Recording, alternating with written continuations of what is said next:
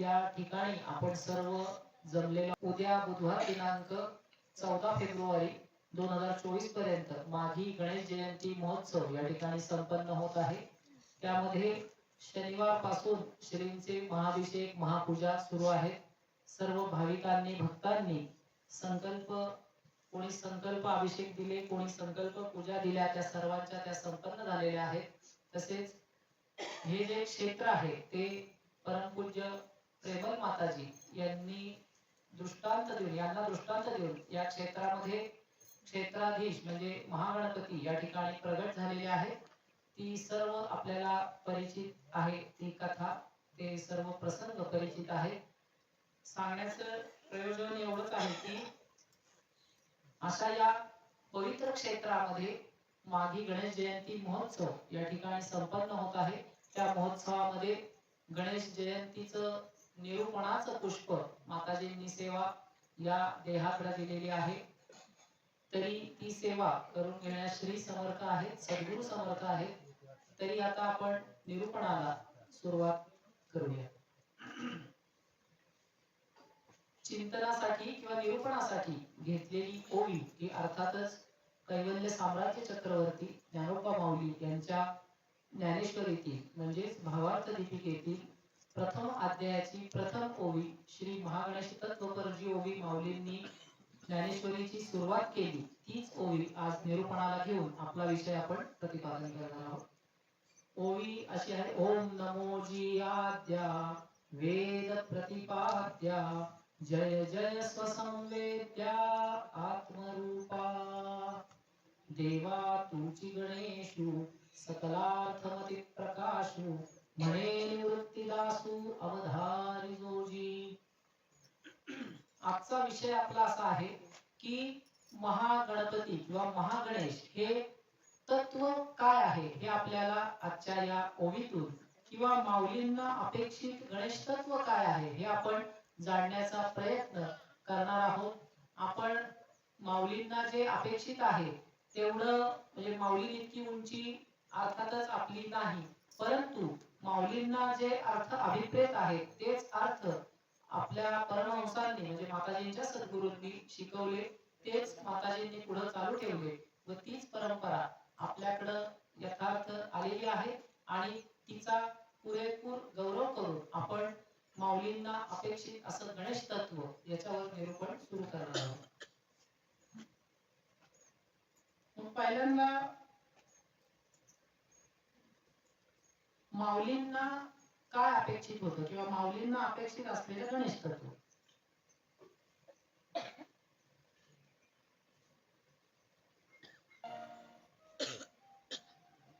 माऊलींनी मला सांगा, ज्ञानोबा माऊलींचा जीवनक्रम पाहता माऊलींचा छळ झाला किंवा माऊलींचा जो सर्व जीवनपट आहे तो प्रत्येकाला माहिती आहे। मग एवढ्या ह्याच्यात देखील माऊलींनी तुमचा आणि आमचा विचार करून आपण त्या जागी असतो, प्रत्येक प्रवचनात कीर्तनात सांगतो, माऊलींच्या जागी आपण असतो तर कधीच आपण फाशी घेतली असती किंवा कधीच विहिरीत उडी टाकली असती। कारण की इतका प्रचंड छळ कोणाचाच झाला नसेल महाराज। आणि कशावरून तर आई वडिलांना देहांत प्रायश्चित्त नाही त्या सर्व गोष्टी सर्व आपल्याला ते परिचित आहे, त्याच्यात आपण वेळ घालवणार नाही। पण असा हा महात्मा की संत उक्तीप्रमाणे ऐसी कळवळ्याची जाती करी लाभावीण प्रीती या उक्तीला अनुसरून संत मंडळी ही पृथ्वी तलावर अवतरित होत असतात आणि त्यातीलच एक संत शिरोमणी माऊली यांचं आद्य गणेश तत्व माऊलींना अभिप्रेत असलेलं गणेश तत्व काय आहे हे जाणण्याचा प्रयत्न आपण यथार्थ करणार आहोत। ओवी सर्वांना समजलेली आहे। ओम नमो जी आद्या वेद प्रतिपाद्या जय जय स्वसंवेद्या आत्मरूपा। मला सांगा, माऊलींनी सुरुवात ओम नमो जी आद्या अशीच का केली किंवा वेद प्रतिपाद्या जय जय स्वसंवेद्या आत्मरूपा ही ओवी इतकी गहन आणि प्रचंड अनाकलनीय असा अर्थ या ओवीमध्ये दडलेला आहे। माऊली हे द्रष्टे संत होते, त्यांना एक माहिती होतं की आद्य गणेश तत्वाशिवाय या जगामध्ये दुसरं काहीच नाही। कारण जे मुद्गल पुराण म्हणून जो ग्रंथ आहे, जो आद्य ग्रंथ आहे, म्हणजे ज्ञानेश्वरी, रामायण, महाभारत यांचा देखील पूर्व काळचा तो ग्रंथ आहे. सृष्टीच्या निर्मितीच्या लगतचा तो ग्रंथ आहे. तो ग्रंथ ज्ञानोबा माऊली जाणत होते. म्हणून माऊलींनी भावार्थ दीपिकेची सुरुवात ओम नमोजी आद्याने केली. मग ओम नमोजी आद्या, पहिला शब्द काय आहे? ओम. ओम या शब्दामध्ये इतकी प्रचंड ताकद आहे महाराज, की आपण आपल्या आद्य गणेश सत्संगामध्ये आपण सांगतो नेहमी. रविवारी जो आपला सत्संग पुण्यात भरतो त्याच्यामध्ये आपण 21 वेळा ओंकार घेतो. कारण ओंकार या तत्वामध्ये इतकी ताकद भरलेली आहे महाराज. मी नेहमी सांगत असतो प्रवचनात की आपल्या घरामध्ये आपण दररोज 5 वेळा किंवा 11 वेळा ओंकार केला तर आपल्या मनातली निगेटिव्हिटी तर जाईलच, परंतु आपल्या कुटुंबाच्या मनामध्ये जे काही निगेटिव्ह विचार आहे, जे काही नाराजीचं वातावरण आहे किंवा जे काही अनारोग्य आहे, ते सर्व ओंकार मात्रेमध्ये इतकी ताकद आहे. आणि हेच ज्ञान ज्ञानोबा माऊली संत मंडळी जाणत असतात. ओम नमोजी आद्या म्हणजे ओंकार मात्रेला प्रथम नमन करून ज्ञानोबा माऊलींनी आपल्या भावार्थ दीपिकेची सुरुवात केली.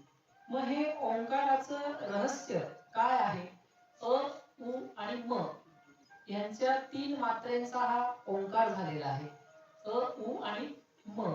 मग अकार तो ब्रह्मा, उकार तो विष्णू, मकार तो महेश जाणिवेला तुकोबर आहे.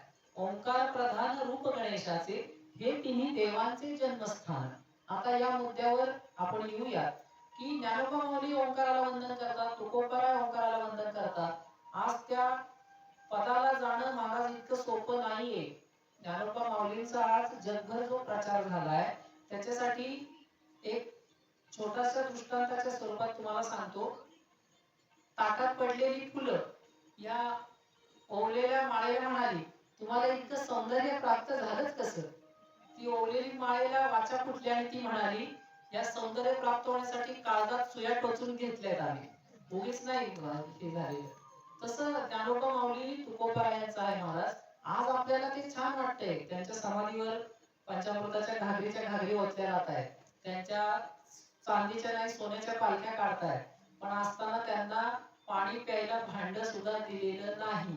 ही आपल्या महाराष्ट्राची शोकांतिका आहे महाराज.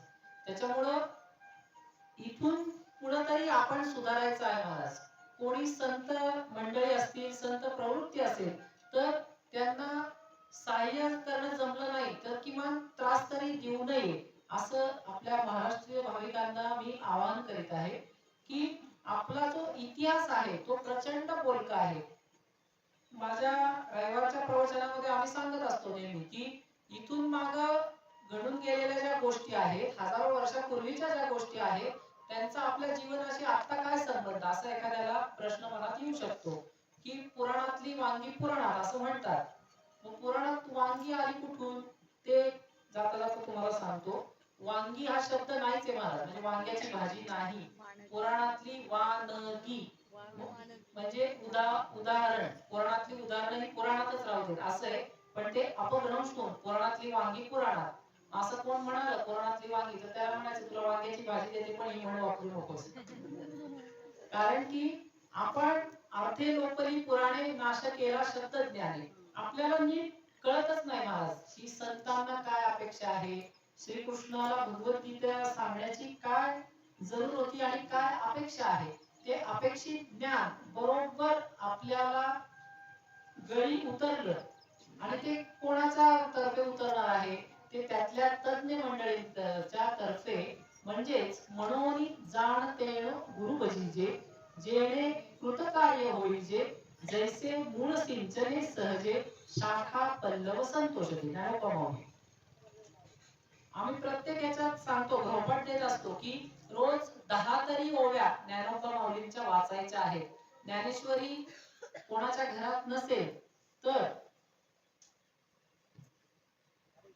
ती विकत घ्यायची आहे आणि ज्ञानोबा माऊलींच्या 10 ओव्या रोज तरी वाचायच्या आहेत. कारण की नामदेव महाराज म्हणतात, नामा म्हणे ग्रंथ श्रेष्ठ ज्ञान देवी, एक तरी ओवी अनुभवावे. पण अनुभवणं हा विभाग हा सद्गुरू मार्गदर्शनाखाली येतो.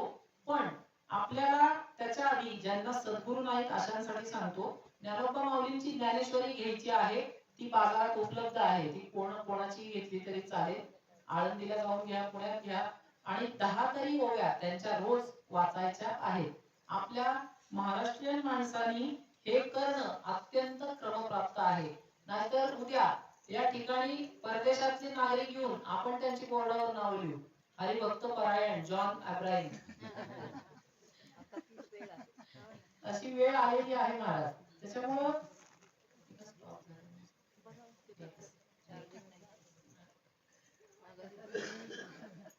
काय झालं?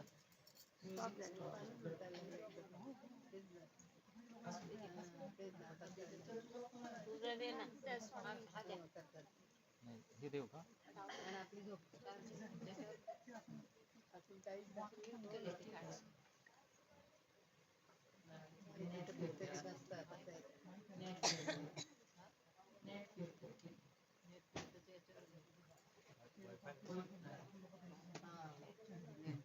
आपला विषय असा चालला होता की ज्ञानेश्वरी किंवा तुकाराम गाथा, दासबोध म्हणा, कोणतेही ग्रंथ, एक आपल्याला मी सांगतो की ग्रंथांची नावं वेगळी आहेत महाराज, ग्रंथांची कवर वेगळी आहे, ग्रंथांचे लेखक वेगळे आहेत, परंतु आतलं तत्वज्ञान हे केवळ तुम्हाला आणि आम्हाला समोर ठेवून संतांनी ते लिहिलेलं आहे. संतांना काही उद्योग नव्हता का, किंवा संतांना काही काम नव्हतं का त्यांनी एवढे ग्रंथ आपल्यासाठी लिहिले? आपल्या महाराष्ट्रीयन लोकांनी तर प्रचंड जाग होण्याची गरज आहे. आता काय झाले, परदेशातल्या लोकांनी आपल्याला फेसबुक, व्हॉट्सअप, इंस्टाग्राम, जी जी काही सोशल मीडिया आहे त्याच्या आहारी घालून दिले आपल्या महाराष्ट्रीयन व्यक्तीला म्हणा किंवा भारतीयांना, आणि स्वतः संन्यास घेऊन म्हणजे नोकरी धंदा सोडून स्वतः भगवद्गीतेचा अभ्यास करतायत, स्वतः गणेश तत्वाचा अभ्यास करतायत. म्हणजे उलट झालंय. आता आपण भारतीय नागरिक फेसबुक म्हणजे एक उदाहरण झालं, सोशल मीडियाच्या आहारी जायला लागलोय, आणि ते आपल्या संस्कृतीचा, आपल्या ग्रंथांचा अभ्यास करतायत. तुम्हाला खोटं वाटेल, परंतु गौतम बुद्ध देखील, गौतम बुद्ध नाही, आपले येशू ख्रिस्त, जे ख्रिस्ती धर्माचे संस्थापक आहेत, ते 6 ते 7 वर्ष भारतामध्ये राहून त्यांनी भारतीय हिंदू संस्कृतीचा अभ्यास करून, ध्यान साधना करून ईश्वरीय तत्व प्राप्त केलं, आणि नंतर ख्रिस्ती धर्माची स्थापना तिकडे जाऊन केली. म्हणजे मला सांगा, आता परवा जैन धर्माचा उगम कसा झाला ते देखील आपल्या त्या ग्रंथात आलं, परवा आपण पाहिलं. जैन धर्माचे जे वृषभदेव आहेत त्यांचा देखील उगम कसा झाला. म्हणजे हे सर्व जे धर्म आहे ते मूळ भारतातूनच जन्माला आलेले आहेत. इस्लाम असो, येशू असो, बौद्ध असो, शीख असो, ईसाई असो, मला सांगा की आपलं इतकं भाग्य आहे महाराज, आपण मूळ संस्कृतीमध्ये जन्माला आलेलो आहोत. मला सांगा की श्रीकृष्णाला ऑस्ट्रेलियात नाही अवतार घ्यावासा वाटला, किंवा श्रीराम प्रभू आता बसलेत रामलल्ला, आपण पाहिलं आपल्या इथं माग अयोध्येचं आपण हे केलेलं आहे, आताच राम स्थापना झाली त्याच्या निमित्त. तर रामाचा अवतार हा अयोध्येत झाला महाराज, श्रीकृष्णाचा अवतार मथुरेत झाला, तसेच संत मंडळींचा अवतार महाराष्ट्रात झाला. ज्ञानोबा माऊलींना अवतार कॅनडामध्ये घेता आला असता, ज्ञानोबा माऊलींना अवतार इटलीमध्ये घेता आला असता, कुठेही, पण भारत भूमीच का निवडली महाराज? त्यातल्या त्यात संत भूमी म्हणजे महाराष्ट्र भूमी आहे. आणि त्याही वर तुम्हाला जाऊन सांगतो, भूस्वानंद क्षेत्र हे आपल्या महाराष्ट्रात नाही तर आपल्या जवळ म्हणजे मोरगाव हे जे आहे त्याच्यापासूनच सर्व देवदेवतांचा उगम आहे. त्या तत्वावर आपण येणार आहोत, तुम्हाला सांगणार आहे. हळूहळू आपण पाहत आहोत विषय. आपला विषय आता चाललेला आहे की भारतीय नागरिकांनी म्हणण्यापेक्षा आता आपण महाराष्ट्रीयन जे नागरिक आहोत त्यांनी अत्यंत हिरहिरीने, अत्यंत कळकळीने आपल्या संत वाङ्मयाचा अभ्यास करायचा आहे महाराज. तरच आपलं पुढं काहीतरी हे आहे. आणि आपली जी संस्कृती मूळ धरती आहे ती आता बरोबर वाटत नाही, कारण की सगळं बाहेरचं आकर्षण सुरू झालेलं आहे. आपल्या घरात असो, आपल्या देशात असो, आपल्या राज्यात असो, संपूर्ण बाहेरचं आकर्षण आता येतंय. परंतु हे आकर्षण म्हणजे बाह्याकर्षण आहे, तात्पुरती सुख आहे, तात्कालिक सुख आहे. आपल्याला संत मंडळींनी काय सांगितलंय? सर्व सुखाचे आगर. सर्व सुख कशाला असतात? मला सांगा, आपण डोळ्याला गॉगल लावला तर कानाला सुख होणार आहे का? केवळ डोळे शांत होणार आहे. कानाला काही ऐकू येऊ नये म्हणून एखादे ते इयरबड्स घातले किंवा हेडफोन लावला तर कानाचा आवाज बंद होईल, पण डोळ्याला दिसणारच आहे.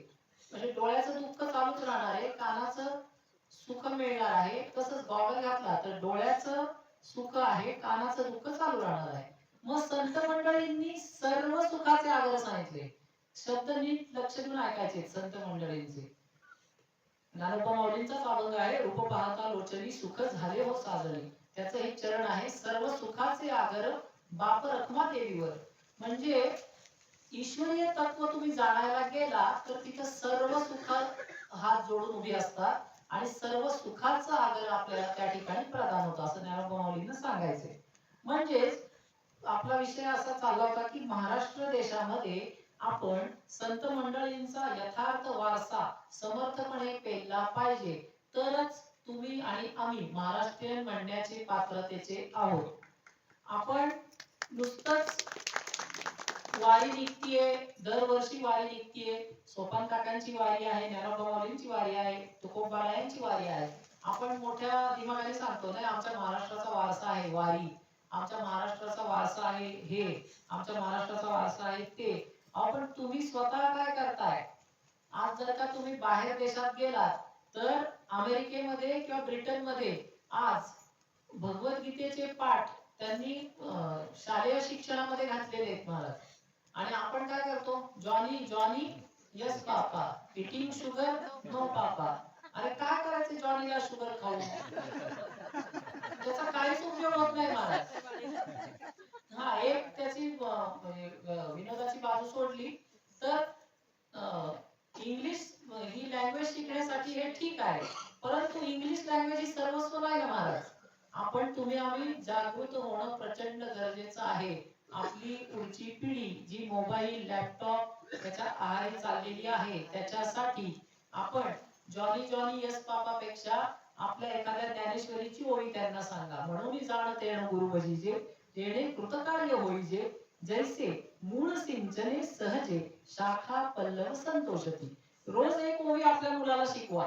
त्याची पाठ हो न हो त्याच्या कानावर पडू दे. रोज अथर्व शीर्ष त्याला म्हणायला सांगा. अथर्व शीर्ष म्हणता येत नसेल तर अथर्व शीर्ष ऐकायला लावा. गणपती स्तोत्र ऐकायला लावा. जी आपली अनादी अशी परंपरा आहे, आपल्या परंपरेतून इतर धर्मांचा उगम आहे. मग आपण जो मूळ धर्म आहोत ते आपण इतकं प्रचंड सामर्थ्यशाली बनायचंय की आपले कुटुंबीय काय, आपला संपूर्ण विभाग आपल्याला अनुकूल झाला पाहिजे. आणि आपण काय स्वार्थासाठी करतच नाहीये. आपण असं म्हणतोय का अनुकूलतेसाठी? नाही नाही. आज माझ्या समोर बसलेल्या प्रत्येक श्रोत्यांनी 50-50 हजार रुपये मला प्रवचनाचे द्यायचे, असं मी आता अनाउन्स केलं तर इथे एकही टिकणार नाही. आपला स्वार्थ याच्यात काय आहे? इथं पैशाचा स्वार्थ येतच नाही. अध्यात्म आणि पैसा या दोन विरुद्ध हे आहेत, एक उत्तर ध्रुव आणि दक्षिण ध्रुव. परंतु काही क्षेत्रांनी म्हणा किंवा काही धर्म मार्तंडांनी म्हणा त्याची खिचडी केली, त्याच्यामुळं जरा हिंदू धर्माला थोडं खाली लेखलं जातं. परंतु हिंदू धर्म हा खाली नाही. आपल्या अनादी संस्कृतीचा आपण अभिमान बाळगायचा आहे. आपल्या हिंदूंच्या संस्कृतीतूनच इतर धर्म जन्म घेतलेले आहेत. आज तुम्ही सांगा, इस्लाम जगामध्ये 2 क्रमांकाचा धर्म आहे. 1 क्रमांकाचा धर्म ख्रिस्ती आहे आणि 3 क्रमांकावर हिंदू आहे. म्हणजे जी आई आहे ती 3 क्रमांक आहे, जी मुले ती 1-2 आहे. मी आई मुलं का म्हणतोय? कारण की येशू ख्रिस्तांनी देखील हे कबूल केलंय. आपले मोहम्मद पैगंबर जे इस्लामचे संस्थापक आहेत, ख्रिस्तींचे संस्थापक येशू आहेत, यांनी मोहम्मद पैगंबरांनी देखील हिमालयामध्ये येऊन 17 वर्ष साधना केली. येशू ख्रिस्तांनी 7 वर्ष साधना केली आणि ईश्वरीय तत्व आकलन करून आपापल्या धर्मांची स्थापना केली. मग ही स्थापना केली त्यांनी, ते ठीक आहे, त्यांचं कार्य त्यांच्याजवळ. आपण कोणत्या धर्माला नाव ठेवणार नाही. त्यांना जी तत्व पटली ती त्यांनी स्वीकारली. परंतु ती तत्व पटण्यासाठी पटण्याची विद्या किंवा ईश्वरीय तत्व काय आहे हे कळण्याची विद्या ही भारतात येऊनच घ्यावी लागली. ही आपल्या हिंदू संस्कृतीतून म्हणजे आपली जी वैदिक संस्कृती आहे त्याच्यापासूनच यांनी शिकून हे धर्मांची स्थापना केली. बरं, हा विभाग आपण या ठिकाणी थांबूया. म्हणजे हा विषयाचा धर्माचा विषय आपण या ठिकाणी थांबूया. मग आपल्याला एवढं ज्ञान झालं की आपली जी संस्कृती आहे, म्हणून तर ज्ञानोबा माऊली म्हणा, तुकोबाराय म्हणा, समर्थ रामदास स्वामी म्हणा, तोंड उघडून ओरडून ओरडून थकले ते. ओरडून ओरडून थकले महाराज की माझा मराठाची बोलू कौतुके अमृतातही पैजा जिंके. ज्ञानोबा माऊली म्हणतात. म्हणजे आजच्या युरोपियन लोकांना जर का ज्ञानेश्वरी आत्मसात करायची असेल तर ते इथे येऊन पुणे युनिव्हर्सिटीमध्ये म्हणजे सावित्रीबाई विद्यापीठ याच्यामध्ये ऍडमिशन घेऊन मराठीचे क्लास लावून मराठी आत्मसात करतात. ते नाही असं म्हणत की ज्ञानेश्वरीचं ट्रान्सलेट झालंय, ज्ञानेश्वरी ट्रान्सलेट इंग्लिश मध्ये, पण त्याच्यात मजा नाहीये महाराज. परवा एक इंग्लिश कीर्तन ऐकलं पण त्याच्यात काय हेच नाहीये, म्हणजे रस नाहीये. समाधीला इंग्लिश मध्ये अनकॉन्शियसनेस म्हणतात. समाधी लागणं, आपली समाधी अवस्था कुठं आहे? तुरीय अवस्था आहे, समाधी अवस्था आहे. मग अनकॉन्शियसनेस म्हणजे बेशुद्ध पडलाय का तू? तर ही अशी गल्लत आहे महाराज. त्याच्यामुळं आपण जन्मलोच आहोत मराठी मातीत, हे आपलं अहोभाग्य आहे महाराज. महाराष्ट्रात जन्म मिळणं, ज्ञानोबा माऊलींच्या भूमीच्या शेजारी जन्म मिळणं, मोरगाव सारख्या भूस्वानंद क्षेत्राच्या शेजारी जन्म मिळणं ही आपली प्रचंड भाग्य उदयाला आलेलं आहे. परंतु आपलं काय झाले, माऊलींनी ओवी लिहून ठेवली, निदैवाचे परिवरून लोह्या रुद्रा सहस्त्रावरी की तेथ बैसुनी दारिद्री उपवासू करी का दरिद्री जी. ज्ञानोबा माऊली काय म्हणतात की निदैवाचे परिवर म्हणजे इतकं तुमचं दैव बलवत्तर नाही. तुम्ही जिथं बसलाय त्याच्या खाली सहस्त्र मोरांचा हंडा आहे, पण वर बसूनच आपण भीक मागतोय. दे रे बाबा 5 रुपये, दे रे बाबा 10 रुपये, दे रे बाबा. अरे तुम्हाला 5 आणि 10 ची गरजच नाहीये. तुमच्या खाली सुवर्ण हंडा आहे, म्हणजे महाराष्ट्र भूमी सुवर्ण हंडा आहे महाराज. त्याच्यात आपल्याला जन्म मिळालाय. आपली अख्ख्या जगावर सत्ता चालणार आहे, आपल्या अख्ख्या जगावर सत्ता आहे महाराज. आपल्याला कुठंच जायची गरज नाहीये. परंतु आपल्या केवळ बुद्धिमत्तेच्या याच्यामुळं बुद्धिमत्तेच्या दारिद्र्यामुळं आपण खाली राहिलेलो आहोत. आपलं बुद्धिमत्तेचं प्रथम दारिद्र्य काय आहे? आपण सोशल मीडियाच्या आहारी स्वतः आई वडील गेलेले आहेत, त्याच्यामुळे मुलं देखील जात आहेत. तुम्ही म्हणाल सोशल मीडिया वापरायचाच नाही का? सोशल मीडिया वापरायचा आहे आपल्याला. आता नित्य व्यवहारामध्ये त्याची आवश्यकता आहे. म्हणजे व्हॉट्सअपने काही डॉक्युमेंट सेंड करणं किंवा अशा याच्यामध्ये व्हॉट्सअप उपयोगी पडतं. परंतु दिवसभर सकाळी उठलं की 7 वाजता चालू आहे बोटाचा व्यायाम, बोट आणि स्क्रीन टच चालू आहे सारखं सारखं सारखं 24 तास. वर्क फ्रॉम होम आम्ही नाव दिले त्याला, वर्क फ्रॉम होम. 24 तास ऑनलाईन राहायचं. काही काम असेल तर ठीक आहे, व्हॉट्सअपचा उपयोग तुम्ही जरूर करा महाराज. म्हणजे हे कसं आहे, परदेशांनी आपल्याला अग्नी प्रदान केलाय. तो अग्नी आपण स्वतःला जाळून घ्यायला वापरायचा आहे का त्याच्यावर फक्त स्वयंपाक शिजवायचा आहे, हे ज्याचं त्यांनी ठरवायचंय. म्हणजेच तुम्हाला आम्हाला ती ते कला प्राप्त होण्याची गरज आहे महाराज. मग आपला आजचा विषय असा चाललाय की महागणेश तत्व ज्ञानोबा माऊलींनी काय प्रतिपादन केलं. ओम नमोजी आद्या. ओमचा आपण महिमा पाहिला. तुकोबरायांनी तेच सांगितलं, ओंकार प्रधान रूप गणेशाचे हे तिन्ही देवांचे जन्मस्थान. मला सांगा, तुकोबरायांनी तिन्ही देवांचे जन्मस्थान असं का संबोधन केलं? तुकोबरायांना असं म्हणता नसतं का आलं की हे एकाच देवाचे जन्मस्थान, तेव्हा हे कोणत्याच देवाचे जन्मस्थान नाही असं म्हणता आलं असतं. परंतु ज्ञानोबा माऊली तुकोबराय हे मुद्गल पुराण जे आहे ते अंतिम पुराण असं आहे. सृष्टी पूर्व काळामध्ये व्यास रचित 18 पुराण तयार झाली. महर्षी व्यासांनी वेदव्यासांनी 18 पुराण रचली. त्यामध्ये प्रत्येक पुराणामध्ये अग्नीचा यथार्थ गौरव केला. शिवपुराणामध्ये शिवतत्वाचा यथार्थ गौरव केला. विष्णू पुराणामध्ये श्रीहरी विष्णूंचा यथार्थ गौरव केला. वराह पुराणामध्ये श्रीहरी विष्णूंच्या अवतारांचं जे वराह रूप आहे त्याचा यथार्थ गौरव, अशी 18 पुराणांनी व्यासांनी लिहिली. पण ही मधली आपल्याला जी गोष्ट आहे ती माहित नाही, ती आज तुम्हाला मी सांगणार आहे आपल्या आद्य गणेश जयंतीच्या महोत्सवानिमित्त. व्यासांनी काय केलं, 18 पुराणामध्ये प्रत्येक देवतेचं महात्म्य त्या ठिकाणी पुढून लिहिलं, म्हणजे व्यवस्थित लिहिलं. मी 18 पुराण झाल्यानंतर व्यासांना प्रचंड नाराजीची अवस्था आली, की काहीच त्यांना सुचेना झालं की आपण एवढी सुंदर वाङ्मय निर्मिती केली, त्याचा आनंद आपण घ्यावा, इतरांनाही द्यावा. इतर ऋषी मुनी, सुत, शौनक ऋषी, सर्व ऋषी त्या ठिकाणी उपस्थित होते. सर्व म्हणाले, व्यास महर्षी आपण इतकं सुंदर वाङ्मय रचलेलं आहे, तरी देखील आपल्या चेहऱ्यावर नाराजी का? तर ते म्हटले, काय मला माहितीच नाही. बघा, आपल्याला पण कधी असं होतं की एकदमच नाराजी येते, काही सगळं चांगलं असतं पण तरी नाराजी येते. तसं व्यास महर्षींना झालं. वेद व्यास यांचा अधिकार हा प्रचंड आहे. प्रत्यक्ष श्री हरीचे ते अवतार आहेत, अंशावतार वेदव्यासांना म्हटलं जातं. तर असे वेदव्यास रचित 18 पुराणांनंतर महर्षी व्यासांना प्रचंड नाराजीची अवस्था आली. काही सुचेनासं झालं. एकदम गर्भगळित झाल्यासारखं व्यासांना झाल्यामुळे व्यासांनी ध्यान साधनेचा आधार घेतला.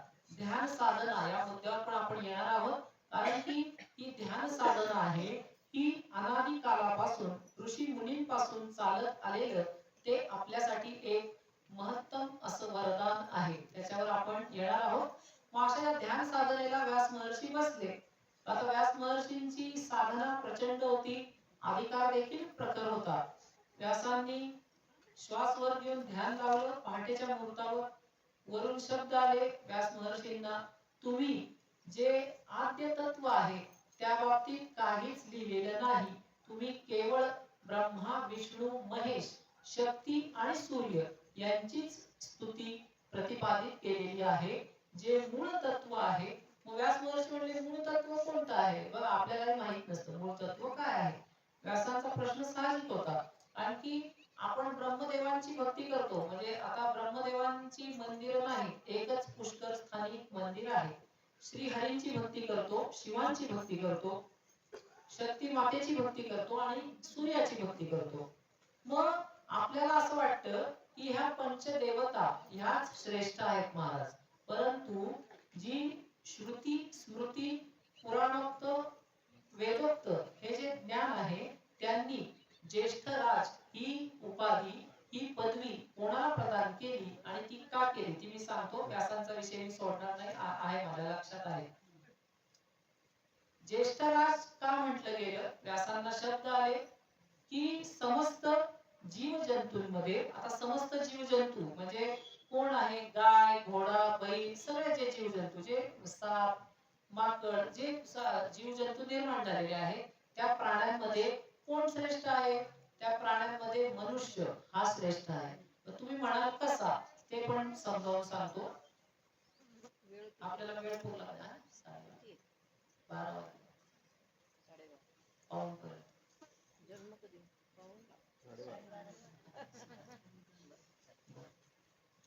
विषय असा चाललाय की ज्येष्ठ राज ही उपाधी श्रुती, स्मृती, वेदोक्त, पुराणोक्त, शास्त्रोक्त या शास्त्रांनी महागणपती तत्वाला का प्रदान केली? तर त्याचा आपला मुद्दा आता आलाय की समस्त जीव जंतूंमध्ये मनुष्य जात ही श्रेष्ठ. ती कशी? स्वर्गीचे देव इच्छिताती देवा, मृत्यूलोकी व्हावा जन्म आमचा. ज्ञानोबा माऊली. स्वर्गामध्ये जे काही अमर होऊन जात आहे त्यांना केवळ आणि केवळ तिथं अमृतच प्यायला आहे महाराज. आपली तर आपलं बरं आहे, सकाळी चहा, नाश्ता, दुपारी जेवण, वाटलं तर कॉफी, भजी, वडापाव, काय सगळी नावं जे असेल, जे जीभ मागतीये ते घेतोय आपण, आपली मज्जा आहे काय. पण स्वर्गीचे अमर इच्छिताती देवा, कारण की ते अमर होऊन जातात, स्वर्गात जातात आणि नुसतंच अमृत आणि रंभा, अमृत आणि रंभा इतका वैताग येतो. मला सांगा, आपल्या सकाळपासून एकच टीव्हीचा चॅनेल लावून ठेवला आणि म्हटलं 24 तास बसा, ती बाई नाचतीये, बाबा नाचतोय, ते पाहत बसा. आणि चहाचे कपावर कप दिले, कपावर आपण काय करू? आपण वैतागू. त्याचप्रमाणे स्वर्गीच्या अमरांची स्थिती झालेली असते महाराज. म्हणून ज्ञानोबा माऊली सांगतात, स्वर्गीचे अमर इच्छिताती देवा मृत्यूलोकी व्हावा जन्म आमचा. मग मृत्यूलोक का? हे समस्त मनुष्य जात का ज्येष्ठ, हा आपला मुद्दा चाललाय. तर मृत्यूलोकी व्हावा जन्म आमचा.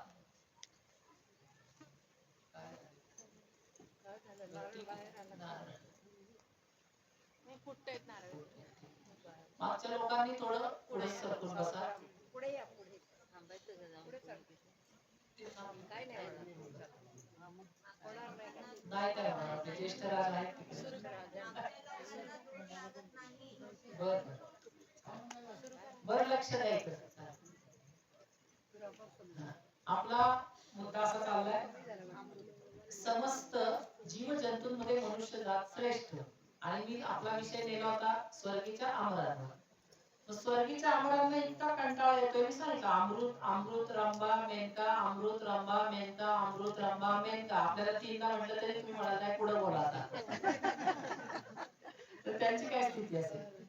तर त्यांना मुक्त होण्याचा इच्छा आहे महाराज स्वर्गामध्ये, परंतु अधिकार नाही. मुक्त व्हायचा अधिकार केवळ आणि केवळ इहलोकी म्हणजे मृत्यूलोकीच दिलेला आहे. मग हे जे जीवजंतू आता मी सांगितलं, जे गाय बैल घोडा कुत्र मांजर जे काही प्राणी आहेत, त्या प्राण्या मृत्यूलोकातच आहेत, तुमच्या आमच्या बरोबरच ते आहेत. त्यांना अधिकार आहे पण बुद्धी नाही. वरच्या देवांची काय करते, बुद्धी आहे पण अधिकार नाही. खाली मांजर कुत्र घोडा यांना अधिकार आहे पण बुद्धी नाही. मग फक्त अधिकार आणि बुद्धी हे केवळ तुम्हाला आणि आपल्याला मनुष्य जातीला आहे. म्हणून समस्त जीव जंतूंमध्ये मनुष्य जात ज्येष्ठ, हा एक मुद्दा आला. मग या मनुष्य जातीपेक्षा स्वर्गातील जी देवता आहे, आता स्वर्गाच्या देवता म्हणजे अमर नाही, आता जे इंद्र आहेत, यम आहे, वरुण आहे, कुबेर आहे, त्या देवता मनुष्य जातीपेक्षा ज्येष्ठ. हा दुसरा मुद्दा. तिसरा मुद्दा, या देवतांपेक्षाही ईश्वर हा ज्येष्ठ आहे. या देवतांना जो कंट्रोल करतो तो ईश्वरीय तत्व ज्येष्ठ आहे. त्या ईश्वरीय तत्वापेक्षाही पंचदेवता ज्येष्ठ आहे. पंचदेवता कोण आहेत, कोणी सांगेल मला हात वर करून. नवीनांनी सांगायचंय आपल्या सांगायचं. पंचदेवता सांगा मला, कोण सांगेल? सांगा. ब्रह्मा विष्णू महेश शक्ती आणि सूर्य. बरोबर. आमच्या मेमाळे आमचे साधक आहेत आद्य गणेशचे. आपल्या साधकांकडून नाही, जे नवीन आहेत त्यांच्याकडून आपली ठीक आहे.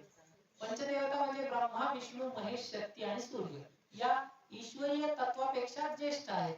आणि या पंचदेवतांपेक्षाही ज्येष्ठ जो ब्रह्मणस्पती म्हणजे जे गणेश तत्व आहे ते ज्येष्ठ असल्यामुळे, त्यांचा तो निर्माता असल्यामुळे त्यांना ज्येष्ठ राज ही उपाधी सर्व शास्त्रांनी प्रदान केलेली आहे.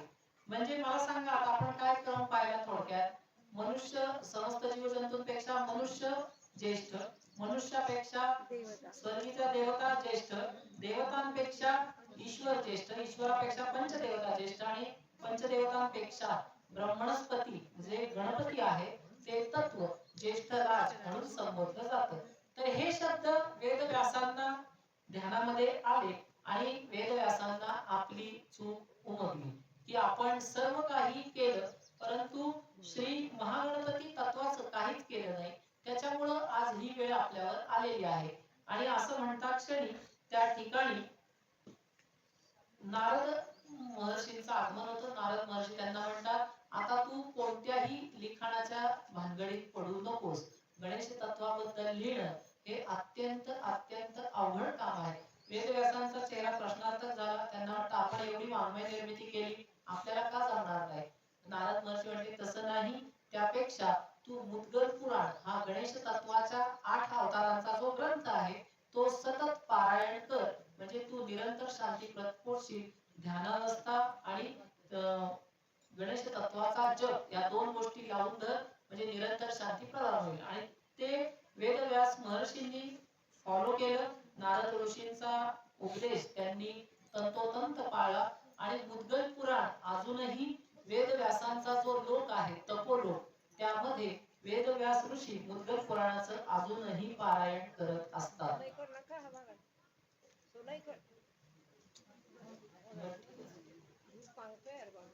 नाही तिकडे लागलाय घेतलं तर बरं. नारळ फुटल्याने त्यातलं पाणी पडले त्याच्यामध्ये त्याच्यामध्ये होईल ते. त्याला काही नाही. ऐका ना, मागे जे सर्व उभे आहेत त्यांनी बसून घ्यायचं, शांतता पाळायची आणि बसून घ्यायचं.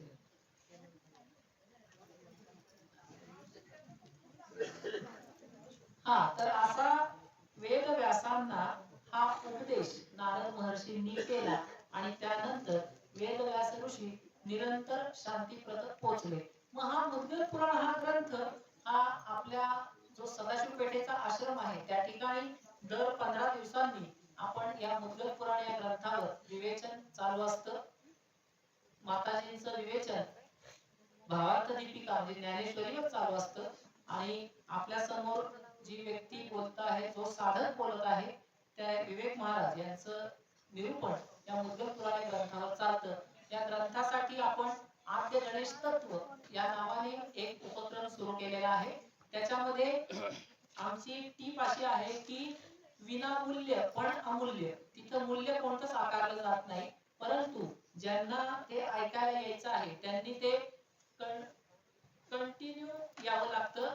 खाडा केला, 3 खाडे केले तर काढून टाकलं जातं, असं त्या आद्य गणेश तत्वाचा आपण त्या ठिकाणी उपक्रम सुरू केलाय. त्याचा आपला आता 15वा सत्संग मागच्या रविवारी पार पडला. ते मुद्गल पुराण यथार्थ विवेचन सद्गुरु शक्ती मयुरेश शक्ती करून घेते, तो त्यांचा विभाग आहे आणि ते तसंच कार्य चालू राहणार आहे. आपला विषय आता आजचा असा चालला होता की ओम नमोजी आद्या वेद प्रतिपाद्या जय जय स्वसंवेद्या आत्मरूपा. ज्ञानोबा माऊलींनी असं नाही म्हटलं जय जय स्वसंवेद्या बुद्धिरूपा, जय जय स्वसंवेद्या मनोरूपा, जय जय स्वसंवेद्या कानरूपा. देहातल्या कोणत्याच अवयवाची नावं तिथं लिहिली नाही. तिथं आत्मरूपा हा या शब्दाला अनन्य साधारण महत्व आणि प्रचंड गहन अर्थ त्याच्यामध्ये दडलेला आहे.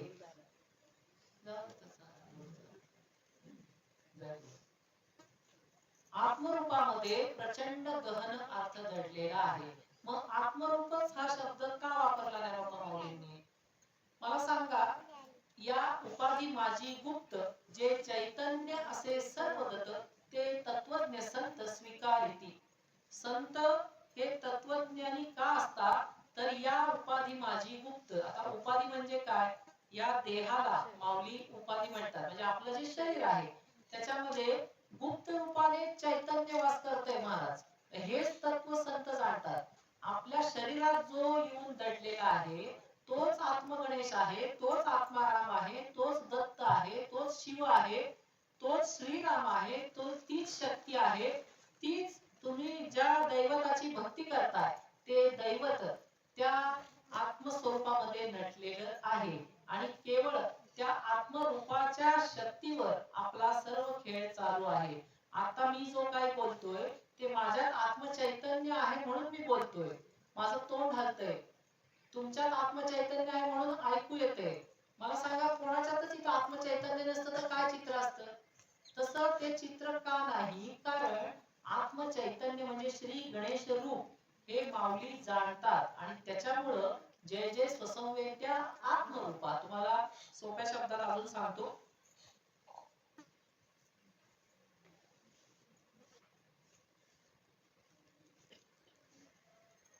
व्यवहारिक दृष्टांत देऊन सांगतो म्हणजे कळेल आत्मरूपाचं महत्व काय आहे. एकदा काय झालं, एका म्हणजे विवाहित तरुण आला किंवा त्याच्या विवाहाला उशीर झाला होता, अशाला एक स्थळ आलं. त्याला असं सांगितलं गेलं की तुला वाटेल तेवढा हुंडा मिळणार आहे त्या स्थळाकडून. तर तो म्हणतो एवढी कशी काय, आतापर्यंत माझ्या मुलींनी नाकारलं आणि एवढं माझं कसं काय हे झालं, म्हणजे काय त्याला म्हणतात एवढं माझी मार्केट वाढलं, म्हणजे काय चमत्कार नक्की काय आहे? तर तो म्हणतो होकार देतो. तो ठीक आहे चालेल, स्थळ आलं तर आलं, पाहायला काय हरकत आहे. ते म्हणतात एकच अट आहे, तू केवळ तिचा सांभाळ करायचा. तो म्हणतो चालेल ना, तुला 50 करोड रुपये ते देणार आहे, तसंच राहायला बंगला, गाडी ड्रायव्हर सगळं सगळं सगळं ते देणार आहे, तू मागशील ते. तो म्हणतो एवढी माझी दिवाळी झालीच कशी? तो म्हणतो ठीक आहे, मला काय हरकत नाही. म्हणजे तो मनात विचार करतो, जरी म्हातारी जरी असेल मुलगी तरी आपण हो म्हणायचं. त्याला जरा संशय येतो की एवढं आपल्या याला असं एवढं कसं काय झालं. मग तो त्यांच्या बरोबर जातो, मोठ्या हवेलीमध्ये प्रवेश होतो. त्या ठिकाणी एक सुंदर स्त्री सजवून सोफ्यावर बसलेली असते. बघा, नीट लक्ष देऊन ऐकायचं गोष्ट. आपला विषय आत्मचैतन्य रूपाचा चाललाय. सुंदर स्त्री बसवलेली असते सोफ्यावर, तिच्या अवतीभोवती कोणीही नसतं, एकटीच टेकून बसलेली असते. गळ्यात प्रचंड दागिने असतात. समोर 3 गाड्या उभ्या असतात, 3 ड्रायव्हर असतात. हा गेल्यावर सगळे त्याला सलाम करतात. याला काय कळतच नाही, याला वाटतं आपण काय आता अमेरिकेचं अध्यक्षपदच मिळायचं फक्त राहिलं. आज जातो, तो जो मध्यस्थी असतो तो म्हणतो ही मुलगी आहे. तो म्हणतो हा मुलगी आहे ठीक आहे, पण मग त्या अशा एकटक का बघताय, बोलत का नाही? म्हणतात नाही, सांगतो तुम्हाला. बसा बसा, तुम्ही पाणी तर प्या.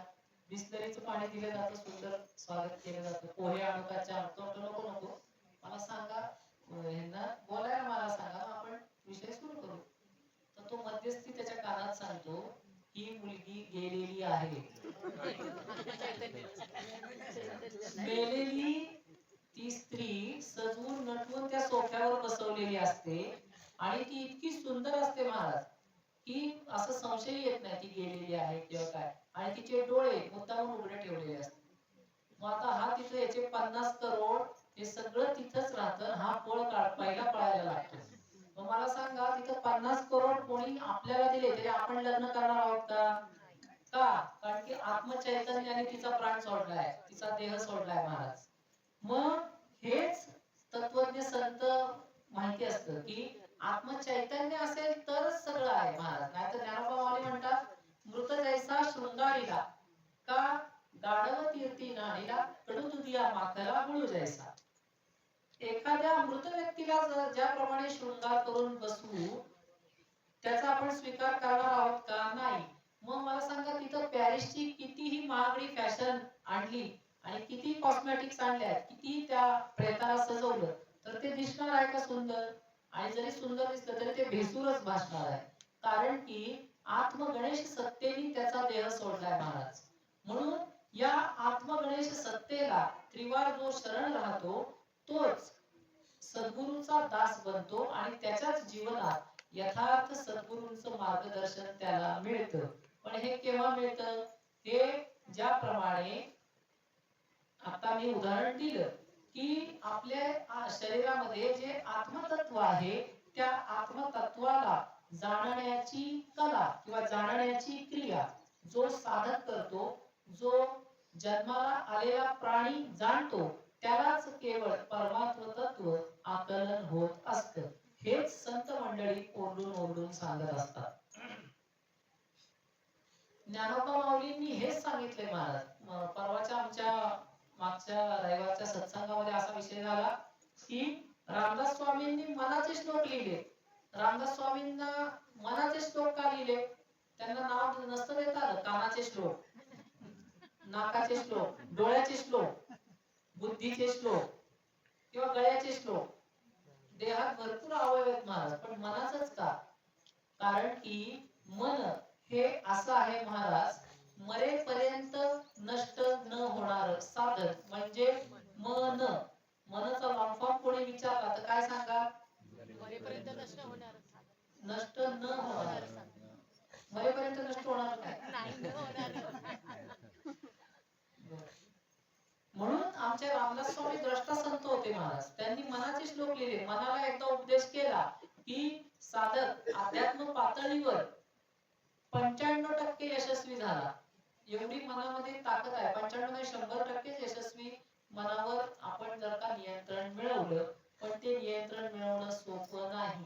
आपण एक वेळ अमेरिकेची निवडणूक जिंकू, एक वेळ गराड्याची निवडणूक जिंकू, एक वेळ पुणे महानगरपालिकेची निवडणूक जिंकू, एक वेळ आमदारकीची निवडणूक जिंकू, एक वेळ लोकसभेची निवडणूक जिंकू. आता आलेच आहेत लोकसभा. परंतु मनावर तुम्ही नियंत्रण मिळवायला गेला तर मन हे तुम्हाला कसं खेळवतं हे ज्याचं त्याला माहिती आहे महाराज. त्याचं कोणाला काही शेजाऱ्याला विचारायची गरज नाही. मग अशा या मनाला संत मार्गदर्शक उपदेश करत असतात. म्हणून तर रामदास स्वामींनी लिहून ठेवले, मना सज्जना भक्ती पंथेची जावे, तरी श्री हरी पाविजे तो स्वभावे. रामदास स्वामींनी मनाला उपदेश केलाय महाराज. मन म्हणजे काय आहे तर जो आपला नित्यानित्य श्वास ईश्वराने आपल्याला दिलेला आहे. आता श्वास प्रत्येकाला दिलेला आहे, त्याच्यात कोणाच्याच काही उसणं आणायचं नाही किंवा काही कोणाकडून पैसे घ्यायचे नाही. किंवा आपण असं म्हणतो का आज मी उठलोय बरं का सकाळी, आज जरा शेजारच्याकडून आपण एक 12-13 श्वास विकत घेऊ, असं नाहीये. ज्याचं त्याला दिले महाराज, आणि आघात दिले, अनाकलनीय दिले, त्याची आपल्याला किंमत नाही महाराज, एवढंच मी सांगतो. कारण की श्वासाची किंमत या आताची महामारी होऊन गेली कोरोनाची, त्याच्यामध्ये जे जे ऍडमिट झाले, ज्यांना प्लाझ्मा लागला, ज्यांना सिलेंडर लागला, त्यांना विचारा श्वासाची किंमत काय आहे. कारण की त्या वेळीस एकेका सिलेंडरचे 12-12 हजार रुपये दिवसाला किंमत झाली होती, तरी उपलब्ध नव्हते. पैसेवाले पैसे घेऊन मागे पळत होते मेडिकल मध्ये, हॉस्पिटल मध्ये, मंत्र्यांकडे, पण कोणी काही करू शकत नव्हतं. सिलेंडर तर बाजूलाच राहिला, एखादा बेड पण लवकर उपलब्ध होत नव्हता. इतकी गहन परिस्थिती मानवावर आलेली होती. कारण आपण मूळ ईश्वराला विसरत चाललेलो आहोत. पण करोनाच्या दोन्ही लाटेतून जे आता टिकलेले आहेत ते खरंच भाग्यवान आहेत महाराज. कारण की अशा महामार्या दर 100 वर्षांनी येत असतात. आता पुढची महामारी कधी येणार आहे? म्हणजे किती साली? 3021. तेव्हा तुम्ही आम्ही आहोत का नाही काय माहिती नाही. पुढची पिढी असणार. 3021 चा विचार करण्यापेक्षा आता 2024 आपण कसं संपन्न करू आणि कसं आद्य गणेश तत्व जाणू, सद्गुरूंना शरण राहू याचा आपण विचार करूया. म्हणजेच आपण वेळोवेळी शरण राहायचा या अनाकलनीय सत्तेला. मग ही अनाकलनीय सत्ता आपल्याला रोज उठून अयोध्येला जायला सांगितलेलंच नाही महाराज. रोज उठून पंढरपूरला जा असं सांगितलेलंच नाहीये. तुकोबाराय काय सांगतात किंवा ज्ञानोबा माऊली, तो हा विठ्ठल बरवा, तो हा माधव बरवा. मग तो म्हणजे पंढरपूरचा, आणि हा कुठला? मला नवीन जे आहेत त्यांनी उत्तर द्यायचंय. साधक आणि आपले भाविक यांनी सोडून नवीन जे आलेले आहेत त्यांनी एवढं हा म्हणजे काय एवढं सांगा मला. 2 मिनिट. म्हणजे तो हा विठ्ठल बरवा, तो पंढरपूरचा, हा कुठला? ते बिचारे आहेत ते. बरं असं 2 मिनिट. असं आपल्याला काही इथं काय एक्झाम नाही द्यायची किंवा उत्तर नाही आलं तर प्रवचनकार काय गोष्टी घालणार नाही. माहिती नाही त्यांना. बरं सांगतो. आत्मा कोण म्हटलं मला? कोण? आत्मा कोण म्हणला? हा ऋषिकेश. बर आत्मा. बर वा वा वा वा. ऋषिकेश फोनवर मार्गदर्शन घेतात पण त्यांना बरंच आकलन झालेलं आहे. बर, तो हा विठ्ठल बरवा, तो म्हणजे पंढरपूरचा, आणि हा म्हणजे जे आता आपला विषय झाला या उपाधी माझी गुप्त, जो आपल्या शरीरामध्ये प्रत्येकाच्या टाळूभागी आत्मचैतन्य सत्ता जी वास करते, तो म्हणजेच तो हा विठ्ठल बरवा, तो हा माधव बरवा. मग या आत्मचैतन्य सत्तेला जाणण्यासाठी रोज पंढरपूरची गाडी धरायची आहे का महाराज? आता मला सांगा, इथून पंढरपूरची गाडी म्हणजे इथून सासवड, सासवडून बारामती, नेरा मार्गे पंढरपूर, अशा रोज एसट्या बदलून दर्शन घेऊन यायला सांगितलंय का आपल्याला? ठाईच बैसोनी करा एक चित्त, आवडी अनंत आळवावा. तुझं काय संत मंडळींनी आपल्याला आपल्यासाठीच इतकी सुंदर सोय करून ठेवलेली आहे महाराज की तो अभंग मार्ग दावून गेले दयानिधी संत ते. म्हणजे संतांनी जो मार्ग आखून दिलाय त्याच्यावर आपण तंतोतंत, हे 2 शब्द अंडरलाईन करायचे आहेत, तंतोतंत चाललो की आपला विजय नक्की आहे. मग आपल्याला विजय म्हणजे काय? तुम्हाला काय तलवार घेऊन लढायचंय का? किंवा आपल्याला काय आपलं काय जागतिक महायुद्ध लढायला सांगितलंय का? नाही. आपल्याला केवळ आपला आत्म साधनेचा उत्कर्ष साधायचा आहे, जो संतांनी साधला. तुकोबाराय पहाटेच्या वेळी भंडारा डोंगरावर निवांत ध्यान लावून प्रथम ध्यान साधना करीत होते. त्याच्यानंतर ध्यानात स्फुरलेले अभंग त्यांनी लिखाणाला सुरुवात केली आणि तुकाराम गाथेचा उगम झाला. मग हा उगम असाच झाला का?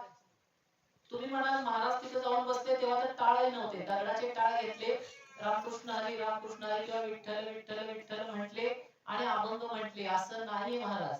अभंगाची उत्पत्ती किंवा संत वाङ्मयाची उत्पत्ती ही कुठून झालेली आहे, तर त्याला ध्यान साधनेचा गाभा हा महत्वाचा आहे.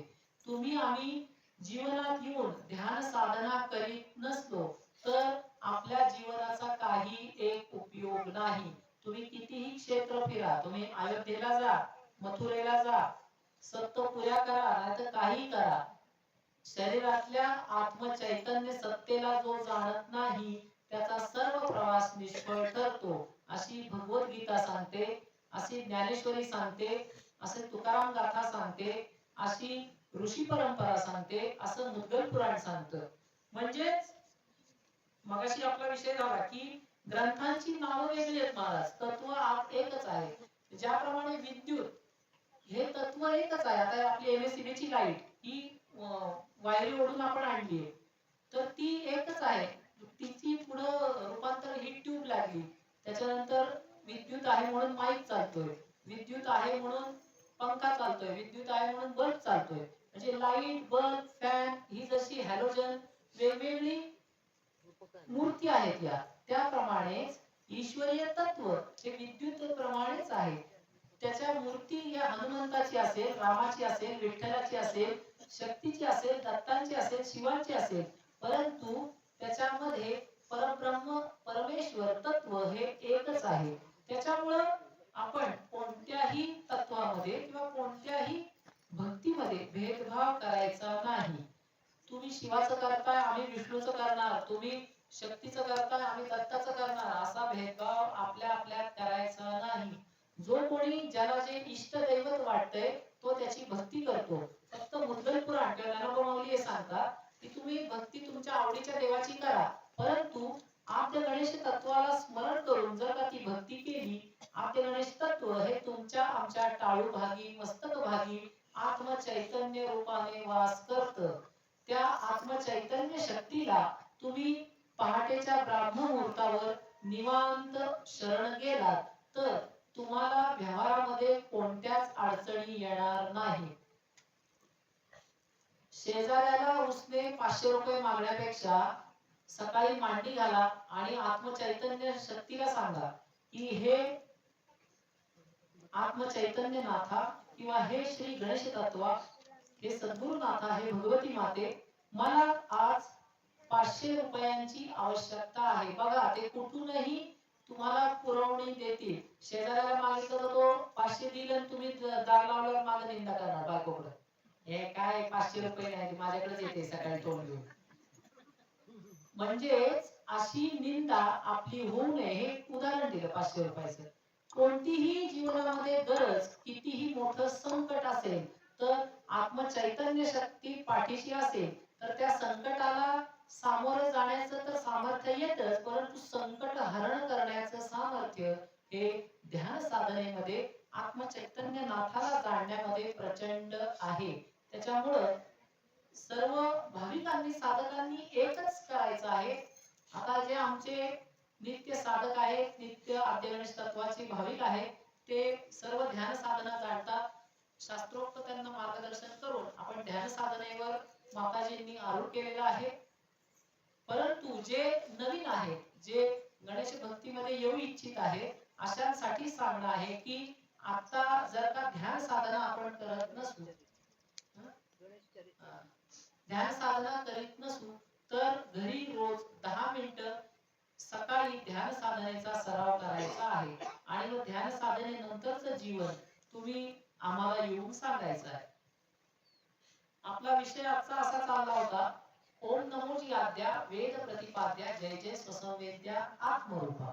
मग या आत्मगणेश सत्तेचा फायदा कुणी कुणी घेतला किंवा आत्मगणेश सत्तेमुळे कोणाला निरंतर शांती प्रदान झाली. याचं एक छोटं उदाहरण तुम्हाला देतो. आपल्याला दत्तात्रय प्रभू सर्वांना परिचित आहेच, दत्तशक्ती किंवा दत्तात्रय महाराज. तर असे हे दत्तात्रय महाराजांचा जन्म देखील सर्वांना परिचित आहे की अनुसूयाच्या ह्याच्यामुळं म्हणजे अत्रि ऋषींच्या आश्रमामध्ये अनुसूयेनी त्यांना बालका रूपात हे केलं आणि स्तनपान देऊन त्यांना त्यांची भिक्षा प्रदान केली. ही कथा सर्वांना माहिती. मग ते ब्रह्मा विष्णू महेश हे तिचं पातिव्रत्य हरण करण्यासाठी आले होते, परंतु ऋषी पत्नींचा एवढा अधिकार होता महाराज की प्रत्यक्षात तीन देवांना पातिव्रत्य हरण न होऊ देता त्यांना बालक केलं आणि त्यांना स्तनपान दिलं. म्हणजे अनुसूया मातेमध्ये केवढी ताकद होती महाराज. ही ताकद का आली? कारण की ती आत्म गणेश चैतन्याची सेवा करत होती, म्हणून ती दत्त प्रभूंना जन्म देऊ शकली. मग असे हे दत्त प्रभू 8 वर्षाचे झाले, विधिवत त्यांची मुंज केली अत्रि ऋषींनी आणि त्यांना वनामध्ये विद्याभ्यासासाठी धाडलं गेलं. दत्त प्रभूंची कथा सांगतो.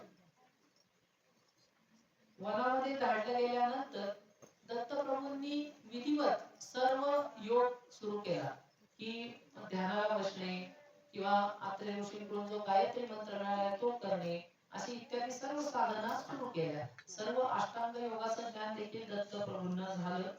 परंतु या सर्व योग साधनेनंतर दत्त प्रभूंना बेचैन अवस्था प्राप्त झाली. बघा, नीट लक्ष देऊन ऐकायचे. आजचा आपला विषय काय आहे? आद्य गणेश तत्व.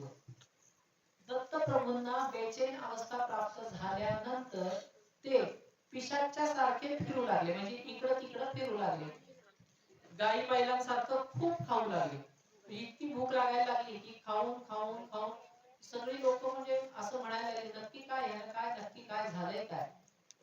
इतरत्र सगळं फिरू लागले. आपले कपडे होते ते फाडायला लागले, जे पंचा होता तो फाडून फेकून द्यायला लागले.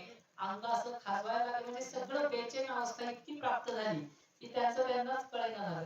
शेवटी अत्रि ऋषींच्या आश्रमामध्ये म्हणजे स्वतःच्या वडिलांच्या आश्रमामध्ये येऊन दत्तगुरु स्थानापन्न झाले आणि अत्रि ऋषींना त्यांनी प्रश्न केला, माझी ही अवस्था कशामुळे झाली आहे? हे गुरुवर मला सांगावं. अत्रि मुनी म्हणजे त्यांचे उपनयन संस्कार केलेले वडील हे त्यांच्या गुरुस्थानीच होते. मग अत्रीचा अर्थ काय मला सांगा? अ म्हणजे अतीत आणि त्रि म्हणजे त्रिगुण. त्रिगुणाचा जो अतीत आहे असा तो अत्रि, आणि म्हणूनच ते दत्तगुरूंचे सद्गुरू होऊ शकले. अत्रि ऋषींनी त्यांना समोर बसवलं आणि म्हटले, बस बाळा, मी तुला सांगतो तुझ्या ही अवस्थेचं कारण. दत्त गुरूंनी प्रणाम केला. अवस्थेचं कारण विचारल्यानंतर अत्रि मुनी बोलू लागले. ते म्हटले, आतापर्यंत तू अष्टांग योग केला, आतापर्यंत तू सर्व योग केले, आतापर्यंत तू ध्यान केलं, आतापर्यंत नामस्मरण केलं, परंतु मूळ गणेश तत्वाला तू शरण न गेल्यामुळं तुझी ही अवस्था कारणीभूत झालेली आहे. दत्तगुरूंनी डोळे उघडले आणि म्हटले, मूळ गणेश तत्व म्हणजे काय मला कळेल का गुरुवर? तर ते म्हटले, मूळ गणेश तत्व. मग अत्रि ऋषींनी त्या ठिकाणी उपदेश सुरू केला. त्यांनी त्या उपदेशामध्ये ब्रह्माचे 4 प्रकार सांगितले महाराज. सत ब्रह्म, असत ब्रह्म, सम ब्रह्म आणि नेती ब्रह्म. तो प्रचंड गहन उपदेश आहे, त्याच्यात आता आपण वेळ घालवणार नाही. आमच्या आश्रमातील आद्य गणेश तत्वामध्ये हा सुंदर विषय झाला होता. कोणाला त्या जाणून घेण्याची लालसा असेल तर त्यांनी संपर्क गणेश जयंती नंतर करावा. 4 ब्रह्मांचे प्रकार सांगितले दत्तगुरूंना. मग सद्ब्रह्म म्हणजे काय? सद्ब्रह्म म्हणजे आपलं जे शरीरामध्ये आत्मचैतन्य सत्ता आहे ती सद्ब्रह्म. असत ब्रह्म म्हणजे काय? शरीर आपलं आहे ते नाशिवंत आहे, ते टिकणार आहे का? इथं कोणी हात वर करून मला सांगा की नाही, आम्ही कायम जोपर्यंत सूर्य आणि चंद्र आहोत तोपर्यंत टिकणार आहोत, असा हात वर कोण करून सांगते मला? इकडे पण टाका. सत ब्रह्म, असत ब्रह्म, नेती ब्रह्म आणि सम ब्रह्म. मग नेती ब्रह्म म्हणजे काय? की जो या चारांच्या संयोगाच्या पलीकडे आहे. समब्रह्म म्हणजे काय? आत्मा आणि शरीर हे दोन्ही समप्रमाणात जो जाणतो तो समब्रह्म. अशा चार ब्रह्मांचा उपदेश दत्त गुरूंना, दत्त प्रभूंना आत्रे ऋषींनी समोर बसवून दिला. आणि मग त्यांनी पुढे काय सांगितलं? या चार ब्रह्मांच्या संयोगाला स्वानंद असं नाव आहे.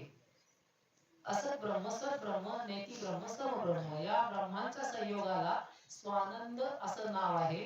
आणि या स्वानंदाच्या पलीकडं जो तत्व राहतो किंवा जे तत्व राहतं त्याला गणेश हे नाव प्रदान केलेलं आहे किंवा हे नाव आहे. मग दत्तगुरूंना यातलं गम्य कळलं, यातली अनुभूती कळली. त्यांनी विधिवत आत्रेय ऋषींकडून गणेशी मंत्र घेऊन म्हणजे एकाक्षर मंत्र त्या ठिकाणी त्यांना दिला, प्रदान केला. आणि दत्तगुरु विज्ञान नामक क्षेत्री गणेश आराधनेमध्ये रत झाले. ते विज्ञान नामक क्षेत्र आज देखील अस्तित्वात आहे. आज त्याचं नाव राक्षस भुवन असं आहे की ज्या ठिकाणी प्रत्यक्ष दत्तगुरूंनी महागणेश तत्वाची आराधना करून निरंतर शांतीप्रत दत्तगुरु पोचले. मग मला सांगा की प्रत्यक्ष ब्रह्मा, विष्णू, महेश, शक्ती व सूर्य यांचा जो निर्माता आहे, यांचा जो पालन करता आहे, त्या तत्वाची उपासना तुम्ही आम्ही करणं किती क्रमप्राप्त आहे आणि किती जरुरीचं आहे महाराज. कारण की गणेश तत्व हे लोकांना कळतच नाही महाराज. लोकांना काय वाटतं, शिव पार्वतीचा मुलगा आणि हिमालयात ते मस्तक छाटलं, ती कथा सर्वांना माहिती आहे. त्या कथेला बराच गुणार्थ आहे महाराज. मस्तक छाटलं, शिव पार्वतीचा मुलगा, हे सर्व खरं नाही. त्याची जर का गुणार्थ तुम्हाला पाहिजे असेल तर आपलं उमांग मरज नावाचं प्रवचन हे युट्यूबला आहे, ते ऐकायचं आहे. त्या कथेचा गुणार्थ, कारण की तो 2 तासाचा गहन विषय आहे. म्हणजे शिव पार्वतीचा मुलगा गणेश हे नाही. त्यावेळेस काय झालं होतं थोडक्यात सांगतो की हिमालयामध्ये विनायक नावाचा एक पुतळा किंवा एक दूत पार्वतीने तयार केला होता. तर तो विनायक म्हणजे हा विनायक नाही. लोकांना वाटतं की हाच विनायक, परंतु हे आद्य गणेश तत्व हे पंचदेवतांचं निर्माण तत्व आहे महाराज. याच्यामध्ये कोणतीच उपाधी नाही. याच्यामध्ये 4 ब्रह्मांचा संयोग आहे. 4 ब्रह्मांच्या संयोगाच्या पलीकडील तत्व म्हणजेच आद्य गणेश तत्व. त्याच्यात शिव पार्वतीचा संबंध येत नाही, त्याच्यामध्ये कोणत्याच याचा संबंध येत नाही. कारण गणेश तत्व जाणण्यासाठी बुद्धी पण तेवढीच तरलतम लागते. कारण की महाप्रचंड अनाकलनीय सत्ता म्हणजे श्री गणेश तत्व आहे. हे वारंवार संत मंडळी, ऋषी मंडळी आपल्याला ओरडून ओरडून सांगतात. आणि मग हेच तत्व आपल्याला जाणण्यासाठी ज्ञानेश्वरीची निर्मिती झाली. हेच तत्व जाणण्यासाठी भगवद्गीतेची निर्मिती झाली. मग आता तुम्ही म्हणा भगवद्गीतेमध्ये तर श्रीकृष्ण म्हणतात की मी असा आहे, मी तसा आहे. मग श्रीकृष्ण म्हणजे कोण? तर ते आत्मगणेश शक्तीचे एक दूत म्हणून आपल्या पुढे ते प्रस्थापित झालेले आहेत महाराज. की परमात्म्याची भक्ती, मूळ ईश्वराची भक्ती कशी करावी ह्याच्यासाठी भगवद्गीतेचे श्लोक अर्जुनाला ते सांगतायत. त्यांना काय तिथं उद्योग नव्हता म्हणून कोणी ग्रंथ रचना केलेली नाही. कारण की मगाशी जो विषय झाला आपला, ज्ञानोबा माऊलींना इतकं छळल्यावर देखील त्यांनी प्रचंड अशा ज्ञानेश्वरीची निर्मिती तुमच्या आमच्यासाठी केली. तुकोबारायांचाही छळ काय कमी झाला नाही. तुकोबारायांनाही छळल्यानंतर तुकाराम गाथेची निर्मिती झाली. मग तुम्हाला मी सांगितलं परत तुम्हाला मी सांगितलं परत की गणेशाची एखादी गोष्ट सांग ना.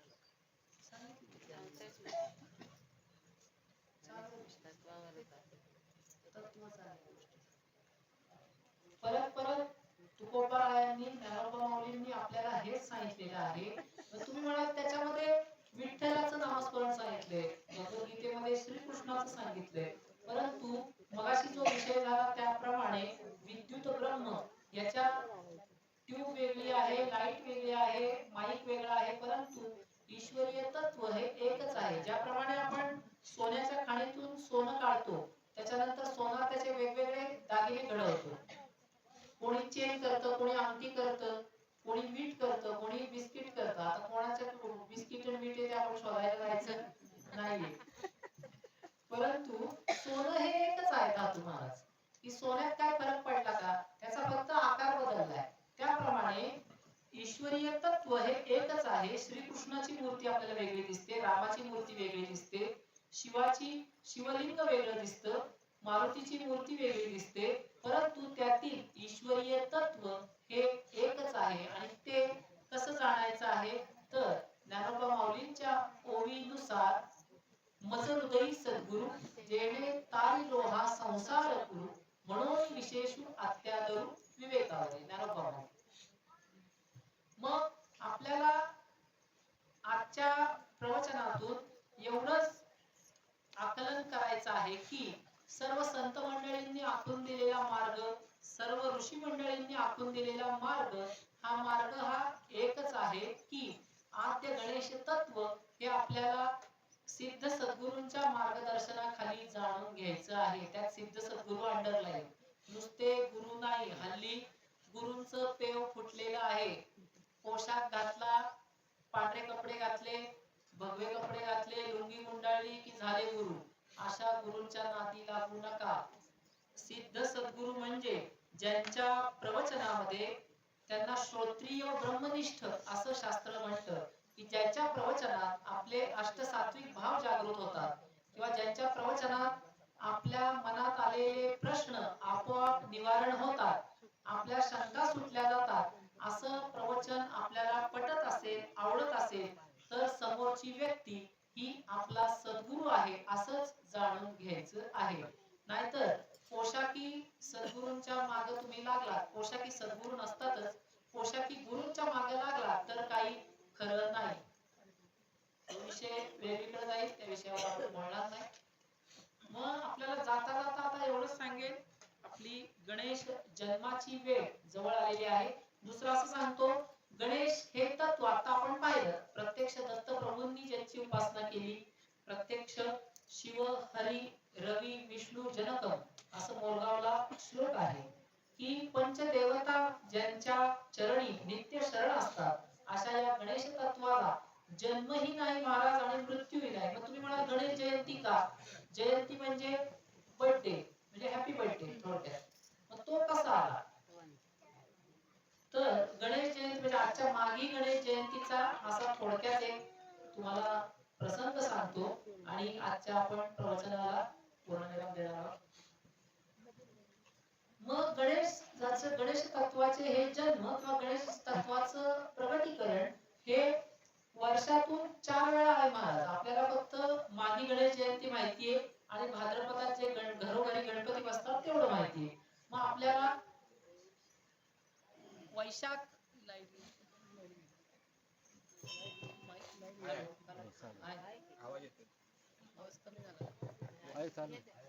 आपल्याला वैशाखातील जी गणेश जयंती आहे,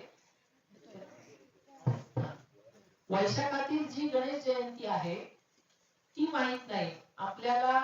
कार्तिकातील गणेश जयंती ती माहित नाही आपल्याला. 2च मोठ्या गणेश जयंती माहितीये. तर अशा या गणेश तत्वाच्या वैशाख विनायकी चतुर्थी या दिवशी देखील पुष्टीपतीचा अवतार झालाय.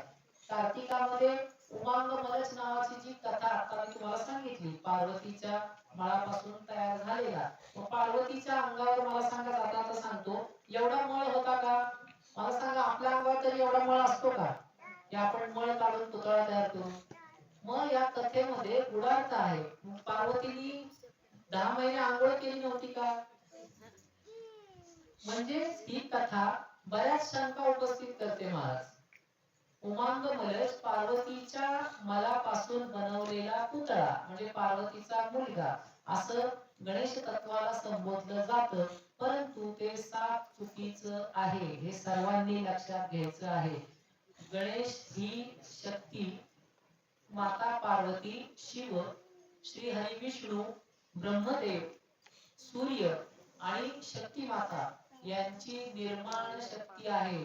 ज्यावेळी भम तेजाला स्फुरण असं झालं की माझी अमर्याद सत्ता कशी आहे हे सांगण्यासाठी भंग तेजाला जे स्फुरण झालं त्या स्फुरणातून दोन प्रकारच्या माया बाहेर आल्या. त्यामध्ये एक भ्रांतिकारी माया व एक सिद्धिदायिनी माया अशी म्हणजे सिद्धी आणि बुद्धिमत्ता अशा बाहेर आल्या. आणि त्याच्यानंतर समस्त चराचराचं किंवा पंचदेवतांचं निर्माण झालं. असं आपल्याला हा आद्य गणेश तत्व सांगतं. तर आपला विषय असा चाललाय की मागी गणेश जयंतीची कथा ही काय आहे, म्हणजे गणेश तत्व हे आजच्या दिवशी कुठं प्रगट झालं. तर मागी गणेश जयंती म्हणजे माघ हा मास हा महागणपतीचा आवडता असा मास आहे.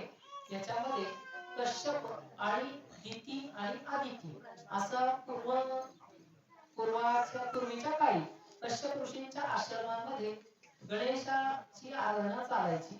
मग दिती यांना संपूर्ण देव त्यांच्या पोटी आले आणि आदिती यांच्या पोटी असुर सेना आली. व त्या असुर सेनेने इतका हाहाकार माजवला, त्याच्यामध्ये दोन मुलांची निर्मिती झाली आदितीपासून. एक देवांतक आणि एक नरांतक अशा दोन मुलांची निर्मिती झाली. मग या दोन मुलांच्या निर्मितीनंतर देवांतकाने काय केलं, देवांचा अंत करणारा तो देवांतक आणि मानवांचा म्हणजे नरांचा अंत करणारा तो नरांतक, हे दोन इतके बलशाली आदितीने निर्माण केले की कश्यप ऋषींना देखील त्याचं म्हणजे हाहाकार झाला. त्राहिमाम त्राहिमाम सगळी पृथ्वी करू लागली. कश्यप ऋषी आद्य गणेश तत्वाला जाणत होते. त्यांनी गणेश प्रभूंना प्रार्थना केली आणि विनंती केली की आमच्या पृथ्वी तलावर आपण अवतार धारण करून या देवांतक आणि नरांतक या राक्षसांचा अंत करून सर्व ऋषी मुनींना प्रजाजनांना यांच्या त्रासातून सोडवा.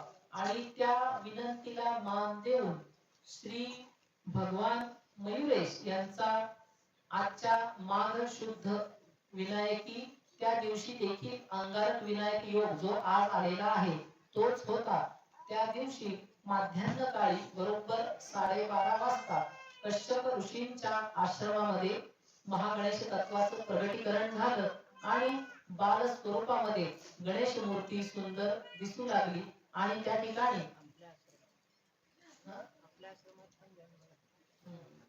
त्या ठिकाणी सुंदर बालमूर्ती दिसू लागली.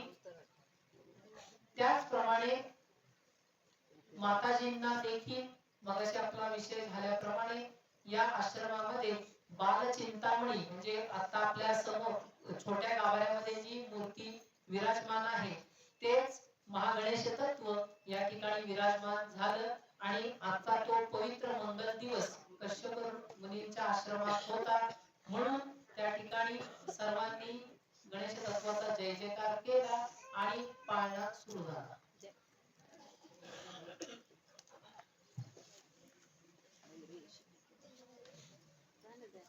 सुवासिनींनी उठा आणि पाळण्याला हात लावा. सुवासिनींनी उठायचं आहे आणि पाळण्याची दोरी घालायची आहे. या ठिकाणी बरोबर कश्यप आश्रमामध्ये एक दोरीचं टोक माझ्याकडे द्या. चालू ठेव. दोरीचं एक टोक माझ्याकडे द्या.